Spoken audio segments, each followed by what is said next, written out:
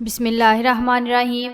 السلام علیکم۔ آج ہم آپ کو حضرت یوسف علیہ السلام کی بہن حضرت دینا کا ایسا واقعہ سنانے والے ہیں جو آپ نے پہلے کبھی نہ سنا ہوگا۔ یہودیت دنیا کے قدیم ترین مذاہب میں سے ایک ہے۔ اتنا پرانا مذہب ہونے کے باوجود دنیا بھر میں یہودیوں کی تعداد دوسرے مذاہب کے مقابلے میں بہت کم ہے۔ جہاں دنیا میں عیسائیت کے ماننے والوں کی تعداد 2.5 ارب، مسلمانوں کی تعداد تقریباً 2 ارب اور ہندوؤں کی تعداد 1 ارب سے زیادہ ہے، جہاں دنیا کی جدید مذہب سکھ ازم کے پیروکار بھی تقریباً 3 کروڑ ہیں۔ ایسے میں دنیا کے قدیم ترین مذہبوں میں سے ایک یہودیوں کی تعداد 1 کروڑ 52 لاکھ ہونا ایک عجیب بات نظر آتا ہے۔ آخر اس بات کی کیا وجوہات ہیں کہ یہودی دنیا میں اتنی کم تعداد رکھتے ہیں؟ اس کی وجہ یہ ہے کہ دراصل یہودی دور قدیم سے لے کر آج تک انتہائی نسل پرست ثابت ہوئے ہیں۔ ان کے نزدیک دنیا میں یہودیوں سے افضل نسل کوئی نہیں ہے۔ اسی بنا پر یہ لوگ نہ تو دوسری اقوام کو اپنے مذہب میں قبول کرتے ہیں اور نہ ہی ان کے ہاں اپنے بچوں کی شادی بیاہ کی اجازت دیتے ہیں۔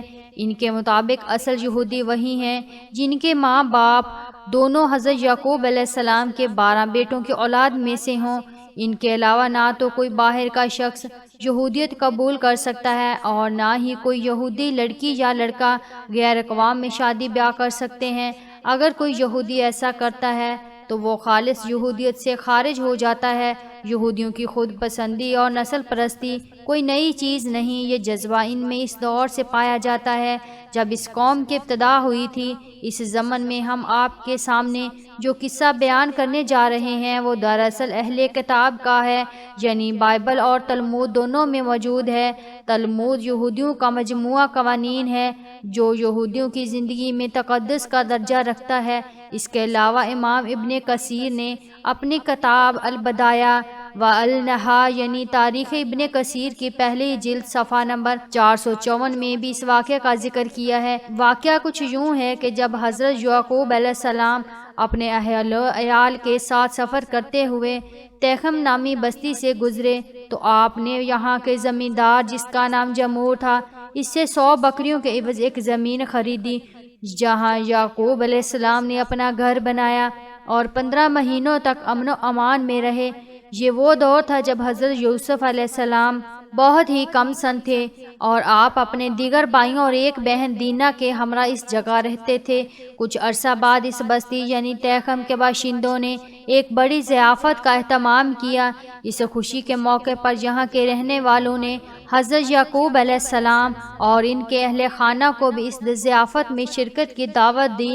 اس دعوت کے موقع پر اس بستی کے شہزادے شکم بن جمور اور اس کے گھر والوں کو حضرت یعقوب علیہ السلام کی بیٹی دینا کی سیدھی سادی شخصیت بہت پسند آئی۔ اس دعوت کے بعد بستی کا حکمران جمور حضرت یعقوب علیہ السلام کے پاس حاضر ہوا۔ اس نے حضرت یعقوب علیہ السلام سے التجا کی کہ آپ اپنی بیٹی کی شادی میرے بیٹے سے کر دیں، ہمارے اس وسیع ملک میں سکون سے رہیں اور اس میں تجارت کریں۔ اس کے علاوہ انہوں نے یہ بھی کہا آپ جتنا مال طلب کریں گے ہم خوشی سے دیں گے۔ حضرت یعقوب علیہ السلام کے 2 بیٹے شمعون اور لاوی اس پر بہت غصہ ہوئے کہ اس غیر قوم کی ہمت کیسے ہوئی کہ یہ ہماری اعلیٰ نسل کی عورت سے شادی کے بارے میں سوچیں۔ انہوں نے نہایت چالاکی سے اس بستی کے فرما روا جمور سے اپنے دادا حضرت اسحاق علیہ السلام سے مشورہ کرنے اور سوچنے کے لیے کچھ مہلت طلب کی۔ جب اس بستی کا حکمران جمور اور شہزادہ شکم دوبارہ ان کا فیصلہ سننے کے لیے آئے تو لاوی اور شمعون نے ان کے سامنے ایک شرط رکھی کہ ہمارے لیے ہماری بہن کی شادی ایک ایسے آدمی کے ساتھ کرنا ایک شرمناک بات ہوگی جس کے ختنہ نہ ہوا ہو۔ اس شادی کے لیے شرط یہ ہے کہ آپ اور آپ کا تمام قبیلہ ختنہ کروائیں۔ یہ بہت بڑی شرط تھی لیکن تیخم نامی اس بستی کے تمام مرد اپنے شہزادے اور بادشاہ کی خوشی کی خاطر ختنہ کروانے پر رضامند ہو گئے۔ ختنہ کروانا دراصل بنی اسرائیلیوں کی طرف سے کوئی شرط نہ تھی بلکہ یہ ایک چال تھی جب یہ تمام شہر ختنہ کروا چکا تو اسے اگلے ہی دن وہ لوگ اپنے ارادوں کو پورا کرنے نکلے اور ایک ناگہانی آفت کی طرح اس بستی پر ٹوٹ پڑے۔ اس بستی کے تمام مرد ختنے کے باعث درد میں مبتلا تھے، چنانچہ حضرت یعقوب علیہ السلام کے بیٹوں کو زیادہ مزاحمت کا سامنا نہ کرنا پڑا اور انہوں نے بستی کے حاکم جمور اور شہزادہ شکم سمیت تمام بستی کے مردوں کو قتل کر کے ان کا مال و اسباب لوٹ لیا۔ حضرت یعقوب علیہ السلام کو جب اس بات کی اطلاع ملی تو آپ اپنے بیٹوں کی اس حرکت پر شدید غمزدہ اور ناراض ہوئے اور اپنے بیٹوں کی اس حرکت پر شدید ملامت کی۔ اس واقعے پر حضرت یعقوب علیہ السلام کی ناراضگی اس حد تک تھی کہ بائبل کے مطابق جب آپ نے اپنی آخری وصیت کی تب بھی اپنے بیٹوں شمعون اور لاوی کو بے گناہ انسانوں کے اس قتل عام پر معاف نہ کیا تھا۔ بعد ازاں حضرت یعقوب علیہ السلام کے انہی بیٹوں نے حضرت یوسف علیہ السلام سے حسد کے سبب انہیں کنویں میں ڈالنے جیسے عمل کا ارتکاب بھی کیا، لیکن اللہ تعالیٰ کو کچھ اور ہی منظور تھا۔